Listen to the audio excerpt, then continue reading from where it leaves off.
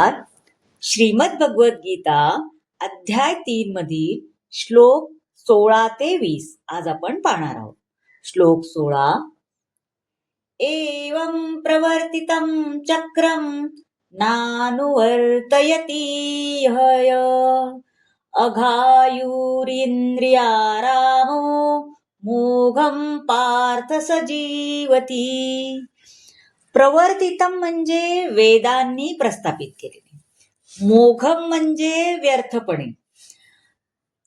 आता म्हणतात, श्रीकृष्ण म्हणतात, हे पार्थ, जी व्यक्ती वेदांद्वारे प्रस्थापित यज्ञचक्राचे पालन मनुष्य जीवनामध्ये करत नाही, ती निश्चितपणे पापमय जीवन जगते.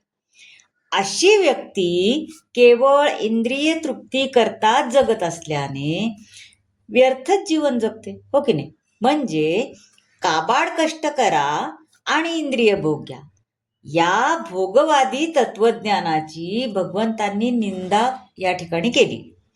आता यज्ञ पद्धती अशा रीतीने योजण्यात आलेली आहे की ज्यामुळे विषय वासने दंग असणारी व्यक्ती आपल्या इच्छा इंद्रिय तृप्तीच्या कर्मफलामध्ये न गुरफटता तृप्त करू शकते. बघा किती पॉवर आहे. यज्ञ हे प्रत्यक्षपणे विशिष्ट देवतांना उद्देशून असतात, हो की नाही?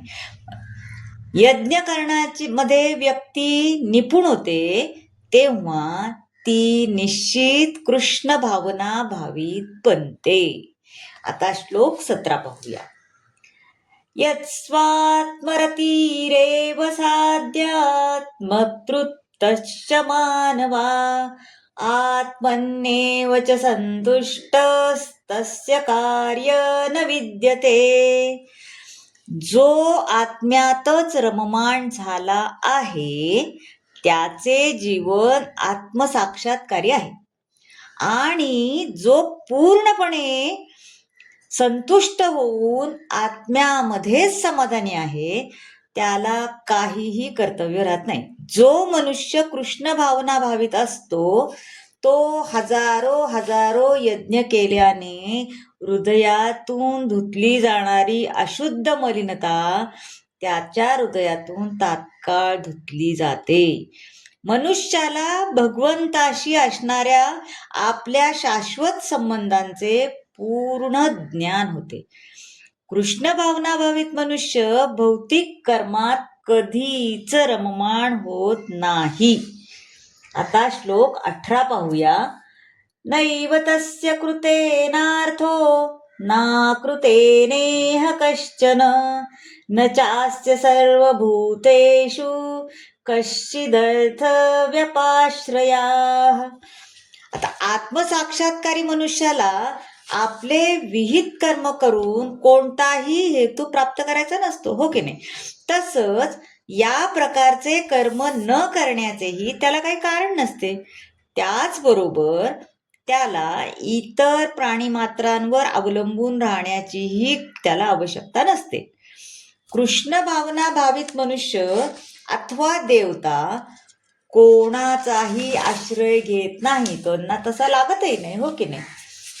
कारण कृष्ण भावनेमध्ये तो जे काही करतो ते कर्तव्य पालनासाठी पुरेसे असते, हो की नाही? कृष्ण भावना भावित मध्ये आपण जे काय करतो ते आपल्याला कर्तव्य पालनासाठी खरंच पुरेसं असतं, हो की नाही? आता श्लोक 19 पाहूया. तस्मादसक्ता सततं कार्यं कर्मं समाचर असक्तो ह्याचरन् कर्म परमाप्नोति पुरुषया. तस्मात म्हणजे म्हणून कर्मफलावर आसक्ती न ठेवता मनुष्याने कर्तव्य म्हणून कर्म केले पाहिजे.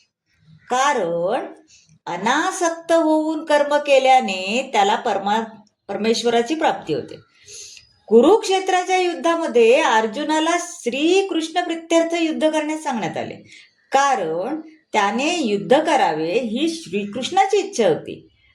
आता सज्जन असणे, अहिंसक असणे ही आसक्तीची बाब आहे, परंतु परमेश्वरासाठी कर्म करणे म्हणजे फलाची अपेक्षा न ठेवता कर्म करणे.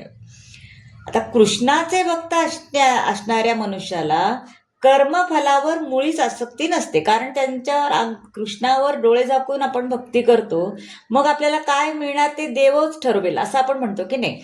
त्यामुळं कृष्णावर भक्त असणाऱ्या मनुष्याला कर्मफलावर मुळीच आसक्ती नसते, कारण तो केवळ कृष्णासाठी कर्म करणे हेच सगळ्यात मोठं मानतो, हो की नाही.